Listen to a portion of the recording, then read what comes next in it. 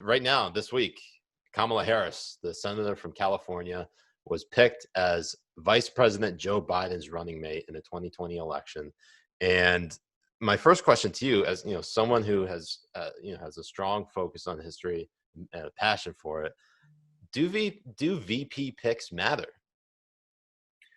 Yeah, so there's actually a paradox to the vice presidency, and our first vice president, John Adams, put it best. He said that being vice president, he was nothing, but he could be everything. And so we've had a lot of vice presidents who ended up being nothing historically. Henry Wilson, Levi Morton, Richard Johnson. Those were all vice presidents, but literally no one knows about them. At the same time, other vice presidents include Thomas Jefferson, Theodore Roosevelt, Harry Truman, Richard Nixon, all major historic figures.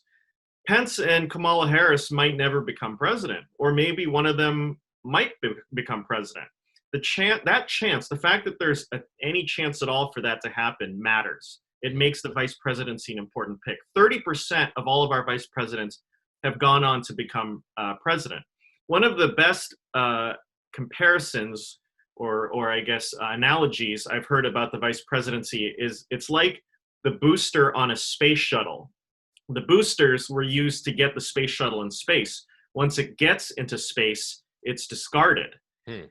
And so it's often said that vice presidential picks help balance the ticket in some way, perhaps in terms of experience or ideology or age. Political scientists that have looked at the data say that people rarely base their vote on the vice president's the selection according to that criteria. For instance, if you're a moderate, you might vote for that ticket because of the fact that the vice president is a moderate, but you're likely to choose who you're going to vote for based on who the presidential nominee is. But with that said, it does make an impact if the presidential candidate is perceived to have made a wise choice, if they made a good choice, and that would reflect on the presidential candidate. Now, there are limits to this. George H.W. Bush was perceived as not making a wise choice in Dan Quayle in 1988, but he still won the election. So just like with the vice presidency, it could not matter at all, or it could be everything, as John Adams once said.